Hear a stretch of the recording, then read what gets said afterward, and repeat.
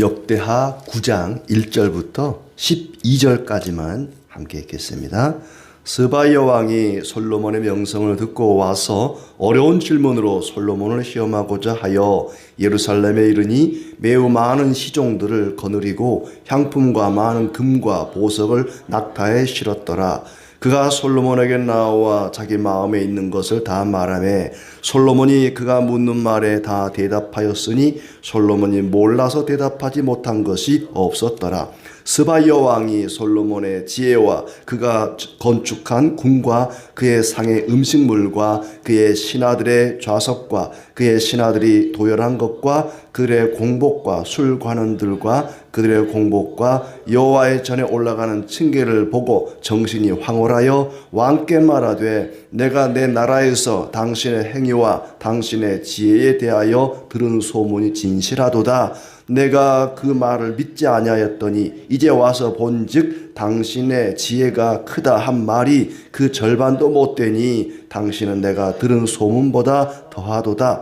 복되도다 당신의 사람들이여, 복되도다 당신의 신하들이여, 항상 당신 앞에 서서 당신의 지혜를 들음이로다. 당신의 하나님 여호와를 송축할지로다. 하나님이 당신을 기뻐하시고 그 자리에 올리사 당신의 하나님 여호와를 위하여 왕이 되게 하셨도다. 당신의 하나님 이스라엘을 사랑하사 영원히 경고하게 하시려고 당신을 세워 그들의 왕으로 삼아 정의와 공의를 행하게 하셨도다 하고, 이에 그가 금 120달란트와 매우 많은 향품과 보석을 왕께 드렸으니 스바야 왕이 솔로몬 왕께 드린 향품 같은 것이 전에는 없었더라. 호람의 신하들과 솔로몬의 신하들도 오빌에서 금을 실어 올 때에 백단목과 보석을 가져온지라. 왕이 백단목으로 여호와의 전과 왕궁의 층대를 만들고 또 노래하는 자들을 위하여 수금과 비파를 만들었으니 이 같은 것들은 유다 땅에서 전에는 보지 못하였더라. 솔로몬 왕이 스바야 왕이 가져온 대로 담례하고 그 외에 또 그가 그의 소원대로 구하는 것을 모두 주니 이에 그가 그의 신하들과 더불어 본국으로 돌아갔더라. 아멘. 오늘도 주님의 은혜와 사랑이 가득하기를 진심으로 축복합니다. 9장까지가 솔로몬 왕의 이야기입니다. 솔로몬 왕을 찾아온 스바의 여왕과 솔로몬의 지혜와 재산과 영광이 어마어마했다는 것을 마지막으로 이야기하고 솔로몬의 죽음으로 끝이 납니다. 이 스바의 여왕이 찾아왔다 하는데, 이 스바가 어디냐면은 아프리카 저 남단에 지금으로 치면 예멘쯤 된다고 합니다. 굉장히 상업이 발달해서 부자 나라입니다. 스바의 여왕은 부자 나라의 왕인데 그 나라는 가져온 선물만 보더라도 굉장히 부유한 나라인 것을 우리가 알 수 있습니다. 1절부터 12절까지는 스바의 여왕이 솔로몬을 찾아온 이야기, 그리고 그의 지혜와 재산과 영광이 엄청났다는 것을 이야기하고 또 그의 죽음에 대한 이야기로 마치고 있습니다. 스바의 여왕이 솔로몬의 명성을 듣고 그를 시험하려고 찾아왔습니다. 시험하려고 찾아왔다는 것은 솔로몬에 대해서 그렇게 호의적이지 않았다는 거예요. 어디 이 사람이 대단히 똑똑하고 지혜롭다는데 진짜 그런가 한번 보자. 이놈이 얼마나 똑똑하길래 그렇게 소문이 났나 한번 보자. 그리고 시험하려고 스바의 여왕이 솔로몬 왕을 찾아왔다는 거예요. 많은 시종과 선물을 가져와 마음에 있는 것을 다 말했다. 궁금한 걸 다 물어봤다는 거예요. 솔로몬이 얼마나 지혜롭냐면은 질문에 대답하지 못한 것이 없었다. 몰라서 대답하지 못한 것은 없을 정도였다. 일부러 대답하지 않은 것은 있을 수 있지만 몰라서 대답하지 못한 것이 없을 정도로 솔로몬은 대단히 지혜로운 사람이었다. 그 스바의 여왕이 너무나 솔로몬의 그 지혜로움과 그의 그 어떤 왕궁이나 성전이나 많은 또 종들 이런 것들을 보고 아주 황홀했다. 정신이 혼미할 정도로, 넋이 나갈 정도로 감탄을 했다는 얘기입니다. 솔로몬의 지혜와 궁과 음식과 신하들과 성전에 올라가는 층계를 보고 압도당했다는 얘기지요. 그러면서 하는 소리가 당신에 대한 소문이 진실하도다. 소문만 듣고 온 거예요. 근데 솔로몬이 정말 지혜롭고 부요하고 영광스럽다는 얘기를 소문으로만 들었는데 와서 보니까 그 소문은 절반도 안 된다. 정말 대단하다. 감탄을 하고 황홀했다 그랬습니다.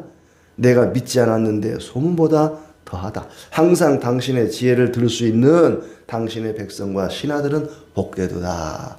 당신 앞에서 당신의 지혜를 들을 수 있는, 언제든지 그 지혜로운 말씀을 들을 수 있는 신하들과 이 백성들은 정말 복받은 사람들이다 하면서 부러워하고 칭송을 하고 있습니다. 그러면서 하나님을 송축하지요. 8절에 당신의 하나님 여호와를 송축할지로다. 그러니까 나의 하나님이라고는 얘기를 안 해요. 그러니까 스바이 여왕이 하나님을 믿는 건 아닙니다. 믿는 건 아니지만은 당신을 왕으로 세우고 당신에게 지혜와 부와 영광을 주신 이 하나님을 송축합니다. 찬양합니다. 이방의 여왕이 솔로몬을 보고 하나님을 찬양하고 있습니다. 자기는 하나님을 안 믿는데 솔로몬의 이 부귀영화를 보고는 찬양을 하는 거예요. 그 찬양의 내용을 보면은 이 지혜와 부와 영광을 주신 분은 하나님이십니다. 하나님이 주신 겁니다. 하나님이 이렇게 당신을 기뻐하시고 그 자리에 올리셨습니다. 여호와를 위하여 왕이 되게 하셨도다. 하나님이 이 자리에 올려주시고 이런 지혜와 부와 영광을 주셨습니다 하면서 하나님을 송축하고 있습니다. 그리고 스바이 왕이 솔로몬에게 선물을 주죠. 금 120달란트와 많은 향품과 보석을 드렸다. 물론 뭐 가져온 거니까 다 드린 거겠죠. 이미 주려고 갖고 온 거죠. 잔뜩 가져와 가지고 자기가 원하는 대답 틀리면 60점 안 되면 도로 가져가야지 뭐 그런 건 아니겠죠. 갖고 온 거니까 다 이제 준 건데 금만 해도 120달란트니까 1달란트가 34kg이니까 뭐 어마어마한 금을 지금 가져온 거예요. 그래서 많은 향품과 보석도 드렸다. 가로 안에 이제 후람도, 후람은 다른 나라죠. 후람도 오빌의 금과 백단목과 보석을 가져와서 건축에 사용하기도 하고 여러 가지 악기를 제조하기도 하고 아주 좋은 고급스러운 목재를 가져오기도 하고. 자, 그리고 솔로몬이 스바이 왕에게 답례하고 그가 뭐 원하는 걸 다 줬다는 거예요. 스바이 왕이 갖고 싶은 거 뭘 갖고 싶소 해서 다 줬다. 그 구하는 것을 모두 줬다. 그리고 스바이 왕은 자기 나라로 돌아가게 됩니다. 13절부터 28절까지는 솔로몬의 재산과 지혜가 나오는데 하나님을 존중히 여기는 자를 존중히 여겨주십니다. 그러니까 솔로몬이 하나님을 위한 집, 성전 건축을 위해서 얼마나 지극정성을 다했습니까? 그렇게 하나님을 존중히 여기다 보니까 하나님도 솔로몬을 존중히 여기사 이렇게 지혜와 명성과 또 부를 더해 주신 것입니다. 그의 세입금이 그러니까 1년 아마 세금으로 여겨져요. 660달란트. 또 외국의 많은 나라들과 무역을 한 거예요. 무역상들과 왕들도 금과 은을 가져왔다. 얼마나 금이 많은지 금으로 방패를 만들었습니다. 또 상아, 코끼리 아마 상아를 얘기하는 것 같아요. 상아로 보좌를 만들고 왕의 의자가 상아의자예요. 상아의자. 금으로 그 상아의자를 입혔다. 도금을 한 겁니다. 어떤 나라에도 없는 상아 의자에 왕의 그 자리죠. 왕의 의자를 만들고 금을 입히고 마시는 그릇도 다 금으로 하고 금이 얼마나 많은지 은은 귀하지도 않았다. 귀하게 여기지도 않았다. 배들이 후람의 종들과 함께 다니며 다시스에 금과 은과 상아와 원숭이와 공작을 실어왔다. 이 다른 왕들도 마찬가지지만은 스바이 여왕을 보면은 굉장히 멀리서 왔잖아요. 지금이야 뭐 비행기 타고 오면 되지만 그때는 다 걸어서 왔을 텐데 지중해 동쪽에 있는 이 예루살렘을 저 밑에 아프리카 남쪽에 있는 이 스바에서 얼마나 많이 걸어왔을지 모르겠어요. 많은 종을 데리고 또 많은 보석들, 보물들을, 선물들을 가지고 그리고 왔습니다. 먼 길을 오랜 시간 걸어서 많은 선물을 들고 찾아온 거예요. 스바 여왕뿐만 아니라 솔로몬을 알현하고자 하는, 솔로몬을 배우고자 하는 왕들은 하나같이 많은 선물들을 가져왔습니다. 그만큼 지혜가 귀하다는 거죠. 솔로몬의 지혜를 얻기 위해서 많은 금과 은과 보석들과 시간들을 들여서 먼 거리를 온 거예요. 그만큼 지혜가 귀한 것이고 또 지혜를 얻고자 하는 그 노력이 참 대단하다 하는 생각이 듭니다. 어떤 보석도 아까워하지 않고 그걸 줘서라도 솔로몬의 지혜를 듣고 싶었던 거죠. 근데 그 신하들과 백성들은 어떤 대가도 없이 그냥 물론 세금은 냈겠지만은 늘상 솔로몬 앞에 있으면서 지혜를 들을 수 있으니 얼마나 행복하냐라고 부러워합니다. 우리는 하나님 은혜로 하늘의 지혜를 얻은 사람들입니다. 하나님께서 우리에게 천국 지혜를 그냥 주시지 않았습니까? 매일매일 하나님 말씀을 통해서 지혜를 주시니 얼마나 참 감사하고 귀한 것인지 모릅니다. 솔로몬이 강제로 뺏은 게 아니에요. 다른 나라 가가지고 막 칼 들고 가가지고 금이랑 상아랑 내놔라 이놈들아 막 하고 협박한 거 아닙니다. 자진해서 솔로몬의 지혜가 듣고 싶어서 자진해서 갖고 온 거예요. 강제로 막 폭력을 행사해서 협박하고 그런 게 전혀 없이 아주 자발적으로 이런 것들을 가져왔습니다. 솔로몬의 재산과 지혜가 모든 왕들보다 큰지라 천하의 여왕들이 솔로몬의 지혜를 들으며 얼굴 보기를 원하여 온갖 예물을 가져왔다. 그래서 병거와 마병도 많고, 병거는 이제 전쟁할 때 나가는 전차 같은 거죠. 그리고 그걸 이끄는 마병들도 병사들도 대단히 많았고, 유브라데 강에서부터 블레셋 땅과 애굽까지 모든 왕들을 다스렸다. 그리고 애굽과 각국에서 말들을 가져왔다. 이걸 보면은 솔로몬에 대한 이야기 맨 처음 시작될 때 솔로몬이 1000번째 드렸을 때 하나님이 꿈에 나타나가지고 네 소원이 무엇이냐 했을 때 백성들 앞에 출입하면서 잘 다스리게 해달라고 지혜를 구했잖아요. 그때 하나님께서 뭐라고 약속했어요? 네가 부와 귀와 영광도 구하지 않고 적들을 물리치는 것도 구하지 않고 지혜를 구했구나. 잘했다. 구하지 않은 부와 귀와 영광도 더해주마 그랬거든요. 그 말씀대로 된 거예요. 하나님께서 약속하셨는데 솔로몬이 처음 왕이 될 때 꿈속에 나타나 약속한 것이 솔로몬 죽기 전에 이루어졌다는 거예요. 하나님이 약속하신 대로 지혜와 재산과 영광과 명성이 아주 대단했습니다. 그리고 이제 29절부터 31절은 솔로몬 왕이 죽음에 대한 얘기입니다. 이스라엘 다스린 지 40년 만에 죽어서 다윗성에 장사되었다. 결국에는 다 망하고 죽었다 하는 얘기인데 이제 여기는 많은 게 생략이 돼 있죠. 다윗도 그렇고 솔로몬도 그렇고 그들의 어떤 실수나 허물이나 잘못한 것에 대해서는 다루지를 않습니다. 이렇게 솔로몬이 부귀영화를 누리다가 죽었다 하는 것으로 끝이 납니다.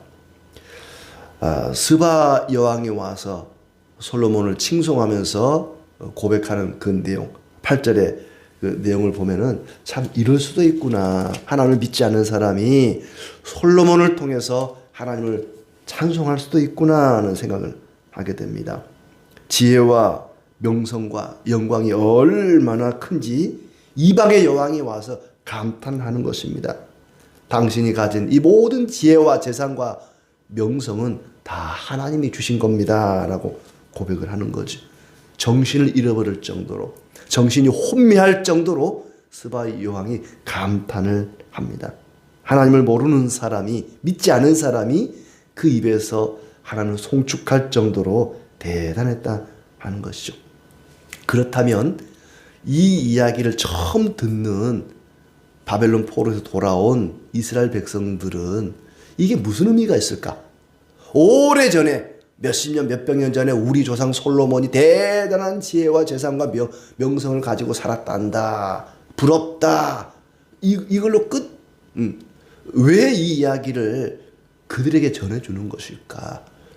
나라가 다 망하고 예루살렘 성전도 뭐고 다 무너지고 황무지가 되어버린 그 상황에서 옛날에 말이야 우리 조상 솔로몬은 대단한 부와 지혜와 영광을 가졌어. 이 이야기를 왜 하는 것일까? 무슨 의미가 있는 것일까?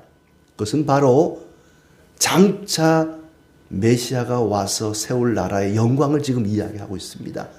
그러니까 그 이후에 어떤 왕도 어떤 지도자도 솔로몬의 지혜와 재산과 영광을 재현하지는 못했어요. 계속해서 이스라엘은 이웃 강대국들에게 지배를 당합니다. 이런 영광을 회복하지를 못해요.